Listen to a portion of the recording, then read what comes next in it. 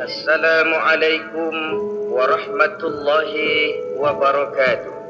Waalaikumsalam warahmatullahi wabarakatuh. Bismillahirrahmanirrahim. Alhamdulillahi rabbil alamin.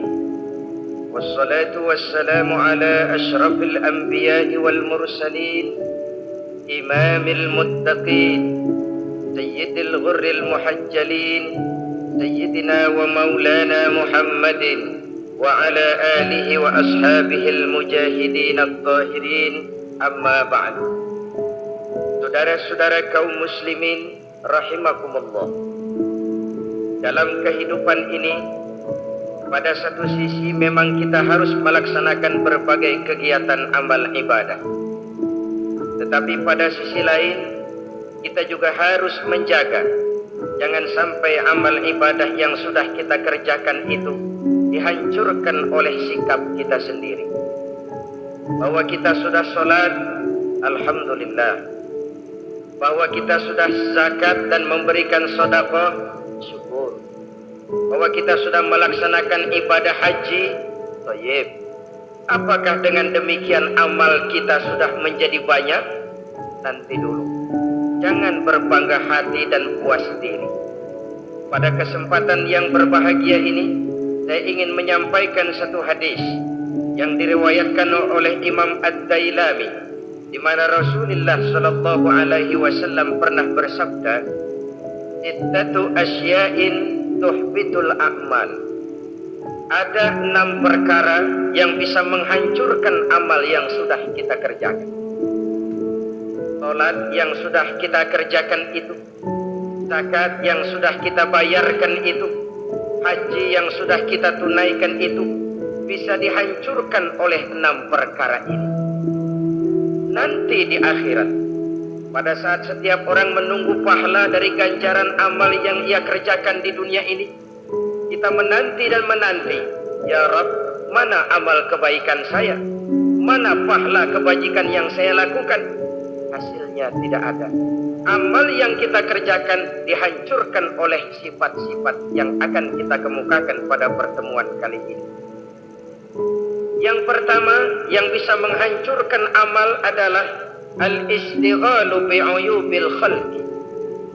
Orang yang terlalu sibuk mencari-cari aib dan kekurangan pada diri orang lain. Habis waktunya hanya untuk mengorek-ngorek celah orang, sementara ia lupa pada aib dan celak dirinya sendiri. Sifat seperti ini menghancurkan amal yang sudah kita kerjakan. Sedangkan baginda Nabi mengajarkan, tuba liman syaghalahu aibuhu an uyubin nas. Beruntunglah orang yang kekurangan pada dirinya menyebabkan dia sibuk sampai ia tidak sempat mencari-cari aib dan kekurangan pada diri orang lain. Saudara-saudara kaum muslimin rahimakumullah, sibuk mencari aib orang tentu bukan dengan tujuan positif. Latar belakangnya kadang-kadang karena jealous, karena hasud, kecemburuan sosial.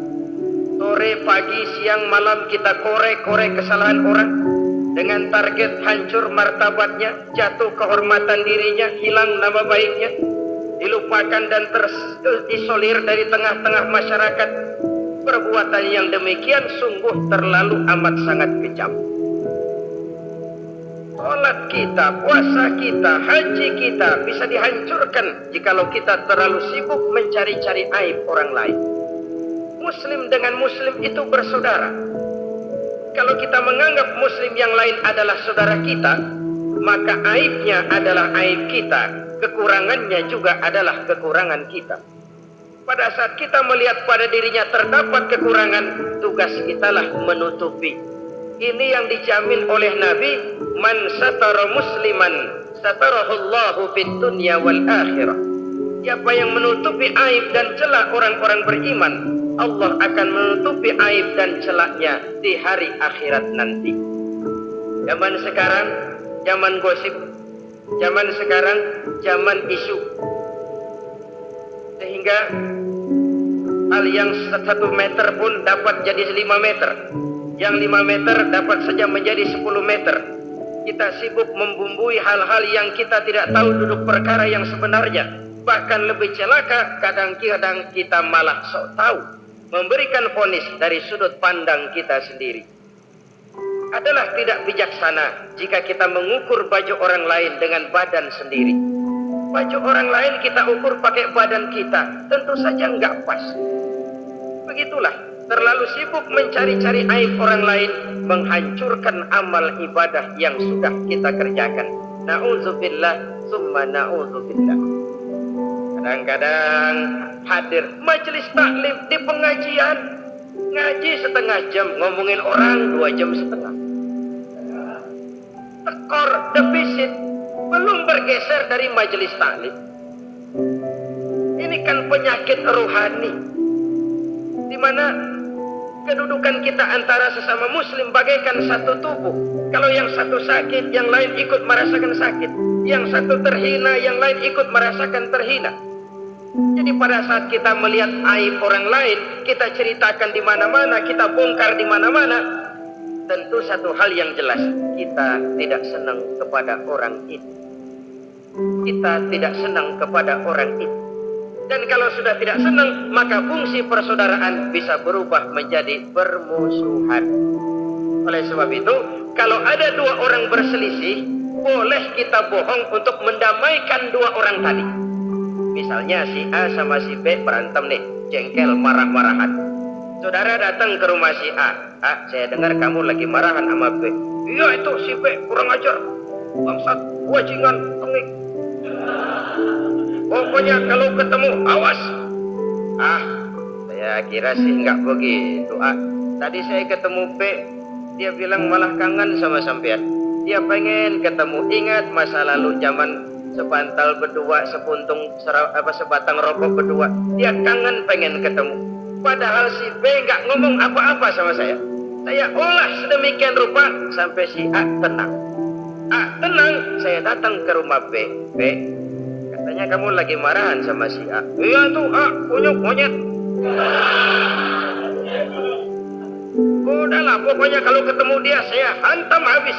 Ah, barusan saya ketemu si A, dia bilang pengen ketemu ente, pengen ngobrol kayak dulu, mengembalikan keharmonisan yang hilang, mengembalikan kehangatan persaudaraan yang lenyap. Si A tenang, si B adem. Kenapa? Karena bohong saya. Kesana saya ademin, kesini saya ademin. Jenis bohong seperti ini berpahala. Kenapa? Tujuannya mendamaikan orang yang sedang berselisih. Tapi kan orang bermental seperti ini jarang. Yang banyak kan tukang kompor sekarang. Taruh angetin sini, angetin, muruk deh. Datang sama A, lu marahan sama B. Iya, gua kesel banget sama B. Emang? Diemang-emangin. Oh, udah, pokoknya gua mah kalau jadi elo takut sama si B, gua buka celana, gua pakai rok deh. Si A panas. A panas, datang ke rumah B. Komporin lagi. Dua-duanya panas, koslet, terjadi perkelahian. Biang iblisnya tukang kompornya. Sampai untuk mendamaikan 2 orang yang berselisih, diizinkan berdusta. Kenapa? Prinsip Islam itu Islam, mencari jalan damai, bukan mengeruhkan suasana. Inilah realitas di tengah-tengah masyarakat. Enakan ngomporin daripada nyiramin. Enakan manasin daripada mendamaikan 2 orang yang sedang berselisih. Apalagi kalau kita punya kepentingan, main nimbrung aja kayak toge. Kagak ngerti urusan, nyampur aja nyampur. Toge kan begitu, toge ada laksa nimbrung, ada gado-gado ngikut, ada kredok masuk. Kagak ngerti juntrungan masalah, main nyampur aja nyampur. Ini kan tidak objektif namanya. Nah, mental seperti ini, wah, sholatnya khusyuk, zakat bayar, sedekah iya, tapi kalau suka cari-cari aib orang, jembreng kesalahan orang di mana-mana, sholatnya, puasanya, hajinya bisa dihancurkan oleh mental yang seperti ini.